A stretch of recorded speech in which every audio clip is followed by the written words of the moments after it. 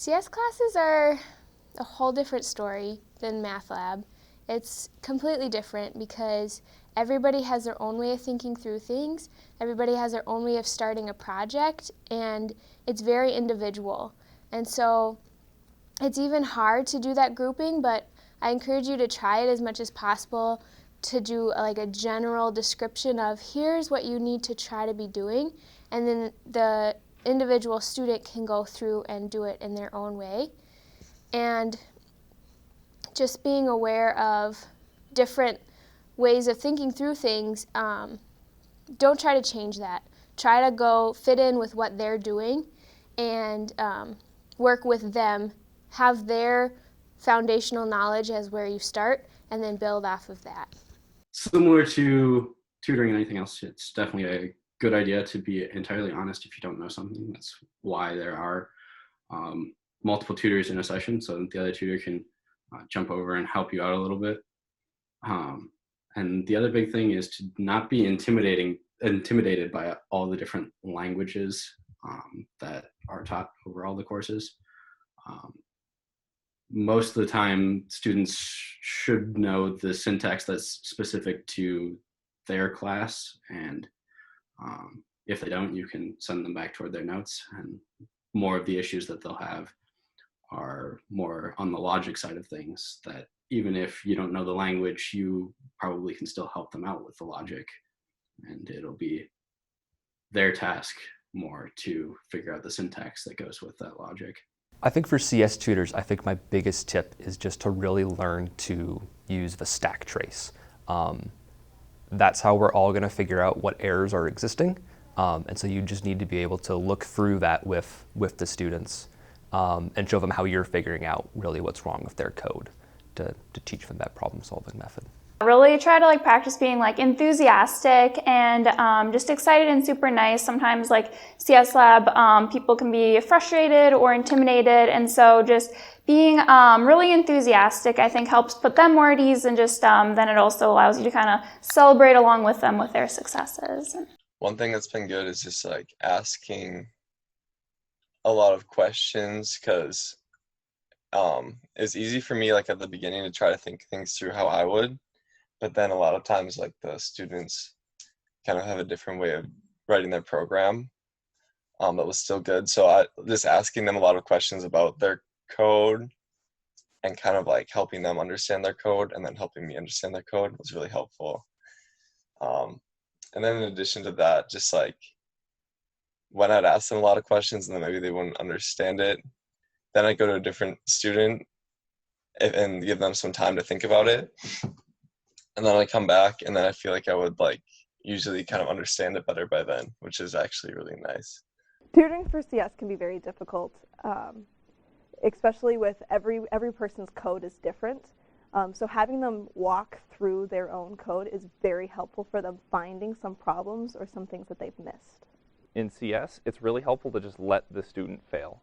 If they have compile errors, just have them compile it and watch it fail. If you know that a certain thing will break their program, have them try the program with that input. Let them see their program break so that they know what they have to fix. I wish I would have known it's okay if you don't know how to do something right away, because I felt kind of a lot of pressure, especially in math lab, but also in CS lab sometimes. I didn't really understand how to do something.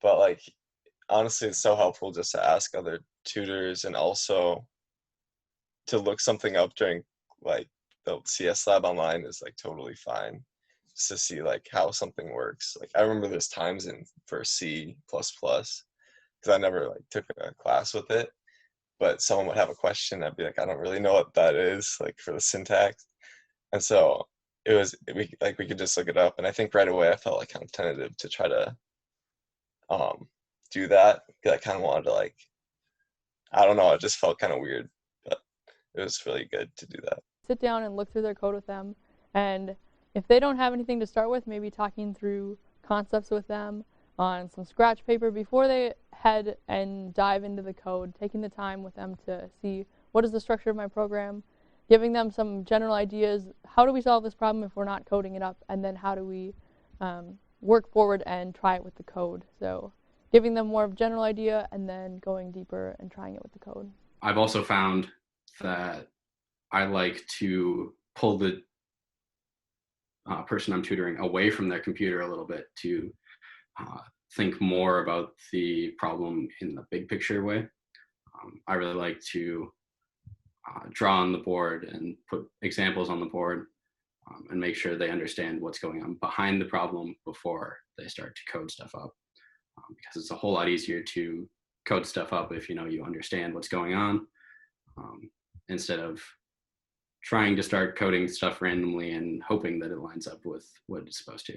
Sometimes they see us when you're working on code, it can be a little isolating, and so really just kind of grouping them together, let them kind of help each other out. It just creates a really good environment, and it also, I think, helps them learn better as well. Look at the problems beforehand, because a lot of those assignments are multiple pages long, and if you go in and you're trying to tutor them, this has actually been happening recently where there's this really long problem they're doing, and builds on other problems, and they don't really know exactly what the assignment is.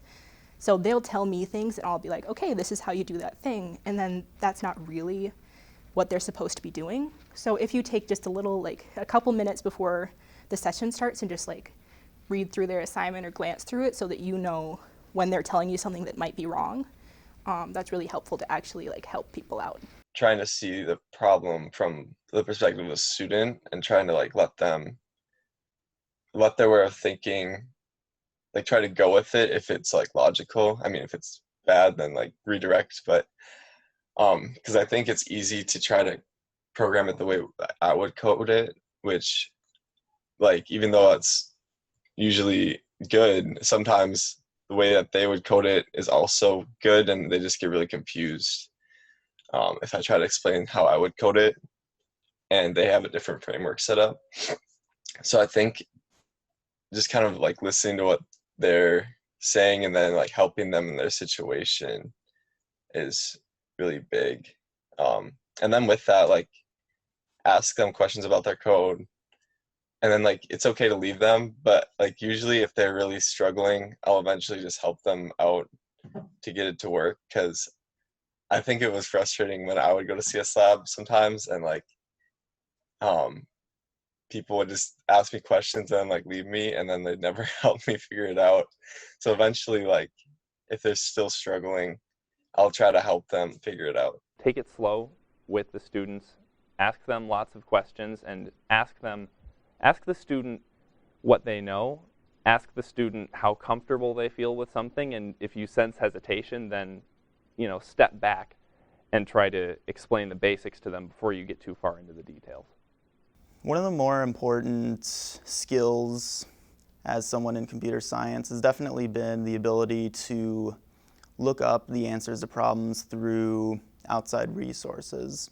So as a computer science tutor, what I would recommend is helping students find ways to find the answers rather than just giving them the answers outright. Be okay with letting the students kind of fail, even if you know that their code might throw an error or something. I think just letting them do that. Don't let them go down a rabbit hole, but also let them, kind of work through it themselves. It's just part of the process, and I think it just helps them learn more too. We all learn, outside of college, we learn to code by reading through the docs. And so make the students go into the documentation, look up the Java API documentation or the Python docs, and make them read through that to figure out what methods they want to take. Be yourself and be open.